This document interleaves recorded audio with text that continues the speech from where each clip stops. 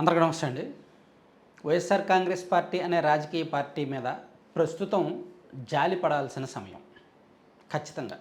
ఏదో నేను సెటైరికల్గా చెప్పట్లేదు. ఎందుకంటే ఆ పార్టీ పరిస్థితి అస్సలు బాగోలేదు. రాజకీయాల్లో ఓడిపోవడం, గెలవడం సహజమే.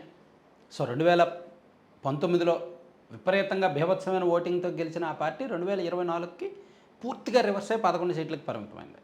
సో మేబీ వచ్చే ఎన్నికల్లో వాళ్ళు గెలవచ్చు, ఓడిపోవచ్చు. గెలుపు ఓటములను సహజమే. కానీ పార్టీ నిర్మాణం, పార్టీ నడక, పార్టీ నడత అది ఇంపార్టెంట్. పార్టీ విధానాలు, పార్టీ నిర్ణయాలు అవి ఇంపార్టెంట్. సో పార్టీలో జరుగుతున్న పరిణామాలు ఆ పార్టీ భవిష్యత్తును నిర్దేశిస్తూ ఉంటాయి. ఒక ఫక్తు ఉదాహరణ, ఒక వారం 10 రోజుల నుంచి ఆ పార్టీలో జరుగుతున్న కొన్ని పరిణామాలు వాళ్ళు ఎంత ఆత్మరక్షణలోకి వెళ్ళిపోయారో అనేది సూచిస్తాయి. సో ఖచ్చితంగా ఇవన్నీ చూస్తే పాపం ఏంటి ఈ పార్టీకి ఇలా జరుగుతుంది అని కొంత జాలిపడాల్సిన అవసరం అయితే ఉంది. ఫస్టు ఏబిఎన్ ఆర్కే గారు ఒక 2 వారాల కిందట అనుకుంటా ఒకే ఒక్క 2 లైన్లు రాశారు. ఆ 2 లైన్లతో వైసీపీ వాళ్ళు సైలెంట్ అయిపోయారు. ఏబిఎన్ ఆర్కే గారేమో వైసీపీ వాళ్ళ మీద చేస్తూ రేపు పొద్దున్న జగన్మోహన్ రెడ్డి గారు మీ భార్యలు కాదు మీ చెల్లెళ్ళు అన్నా సరే మీరు వేరే పెళ్ళిళ్ళు చేసేస్తారు అనే మాటకి విపరీతంగా వైసీపీ వాళ్ళు ఆ వారం మొత్తం రోడ్డెక్కారు. ఏబిఎన్ ఆర్కే గారి మీద కేసులు పెట్టారు, ధర్నాలు చేశారు, గొడవలు చేశారు, నానా యాగి చేశారు. ఆ తర్వాత వారం అదే ఏబిఎన్ ఆర్కే గారు అదే కొత్త పలుకులో వైఎస్ ఫ్యామిలీకి సంబంధించి ఒక రహస్యం ఉంది, సో అది నేను బయట పెట్టకూడదని అనుకుంటున్నాను, నాకు తెలుసు అది బయట పెట్టాల్సిన అవసరం నాకు రాకూడదని కోరుకుంటున్నాను అని ఒక చొరకెట్టారు.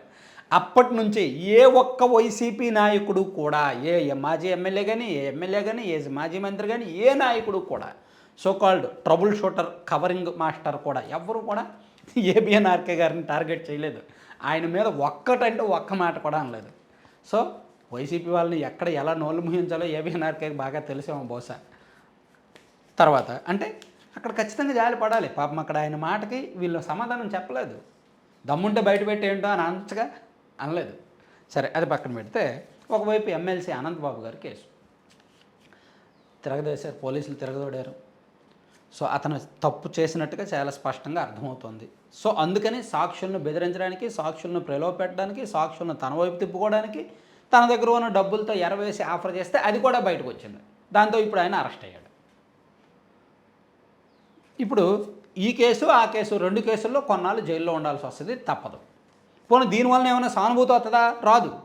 ఇప్పుడు అంబటి రాంబాబు గారి ఇంటి మీదకి టీడీపీ వాళ్ళు 100,000 మంది వెళ్ళారు కాబట్టి ఆయనకి ఏమైనా వస్తే వస్తుందేమో సానుభూతి. కానీ ఎమ్మెల్సీ అనంతబాబు గారి కేసులో అతనికి సానుభూతి కూడా రాదు. ఇక రెండోది నిత్యానంద రెడ్డి గారు కడపలో వైసీపీ కీలక కార్యకర్త పెద్ద దస్తగిరి కేసులో నిత్యానంద రెడ్డి గారే ప్రధాన నిందితుడని పోలీసులు చెప్తున్నారు. దానికి సంబంధించిన ఆధారాలన్నీ సేకరించారు. వాళ్ళ మధ్య జరిగిన ట్రాన్సాక్షన్స్, వాళ్ళ మధ్య జరిగిన కాల్ డేటా, వాళ్ళ మధ్య జరిగిన వ్యవహారాలన్నీ వీళ్ళకి తెలిసాయి, పోలీసులకు తెలిసాయి. ఆధారాలన్నీ ఉండడంతో అతను పట్టుకోవాలని చూస్తే అతను పరారయ్యారు. సో ఈ కేసు కూడా వైసీపీ డిఫెన్స్లోకి వెళ్ళిపోయింది. అంతా ఆ పార్టీ వాళ్ళే, చేసింది ఆ పార్టీ వాళ్ళే, చేయించింది ఆ పార్టీ వాళ్ళే, చనిపోయింది ఆ పార్టీ వాడే. వాళ్ళ పాపం ఆ పార్టీకి పట్టిన కర్మ ఏంటంటే ఆ పార్టీ వాళ్ళనే ఆ పార్టీ గంజాయి బ్యాచ్ అనాల్సి వచ్చింది. సాక్షిలో రాశారు గంజాయి బ్యాచ్ వాళ్ళు చంపేశారని. ఆ గంజాయి బ్యాచ్ ఎవరు? 11 మంది పోలీసులు అరెస్ట్ చేస్తే 11 మంది వైసీపీ కార్యకర్తలే. పాపం కాబట్టి ఇబ్బందికర పరిస్థితులు అని చెప్తా. ఇక కారుమూరి నాగేశ్వరరావు గారు మంచి నాయకుడు, పాపం వైసీపీలో సుదీర్ఘకాలం నుంచి ఉన్నారు, రీజనల్ కోఆర్డినేటర్గా కూడా ఉన్నారు.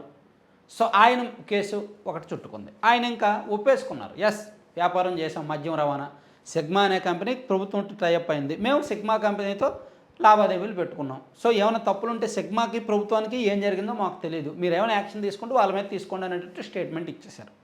ఇక ఈడీ అటాక్స్, రాజకేశ్వర రెడ్డి, ఈ కృష్ణమోహన్ రెడ్డి గారు, ధనంజయ రెడ్డి గారు అండ్ వీళ్ళందరి మీద కూడా ఈడీ రైట్స్ జరిగాయి. నిన్న మొన్న 2 రోజులు జరిగాయి. దీనిలో కొన్ని కీలకమైన డాక్యుమెంట్స్ స్వాధీనం చేసుకున్నట్టుగా చెప్తున్నారు. ఇంకో సైడు వరుస పెట్టి మంత్రులు రోజుకు ఒక మంత్రి ప్రెస్ మీట్, ఒక 10 రోజుల నుంచి ప్రతిరోజు ఒక మంత్రి ప్రెస్ మీట్ పెట్టడం.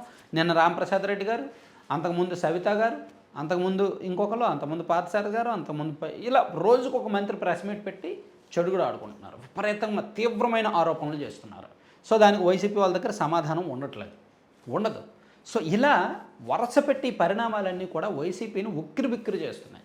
సాధారణంగా వైసీపీ వాళ్ళు చేసే రాజకీయం చాలా అటాక్గా ఉంటుంది, చాలా అగ్రెసివ్గా ఉంటుంది. దానికి ఎదురు వాళ్ళు సమాధానం చెప్పలేరు, చెప్పేలాగా వీళ్ళు మరో ఆయుధం ప్రయోగిస్తారు. కానీ గత కొన్ని రోజులుగా టీడీపీ వాళ్ళు ప్రయోగిస్తున్న ఆయుధాల ముందు అండ్ ప్రభుత్వ పరంగా పోలీసులు కేసుల పరంగా ప్రయోగిస్తున్న ఆయుధాల ముందు అండ్ ఏబిఎన్ ఆర్కే గారు వదిలిన అతిపెద్ద అస్త్రం ముందు వైసీపీ మోకరిల్లినట్టే, సమాధానం చెప్పలేకపోయారు, స్పష్టత ఇవ్వలేకపోయారు. సో ఇది కొంచెం వైసీపీ పరిస్థితులు ఎంత దారుణంగా ఉన్నాయని చెప్పడానికి ఈ వారం 10 రోజుల్లో జరిగిన ఇవన్నీ కూడా స్పష్టమైన ఉదాహరణలు. అవునా కాదా? మీరు కామెంట్ చేయండి మీ అభిప్రాయాన్ని. Thank you.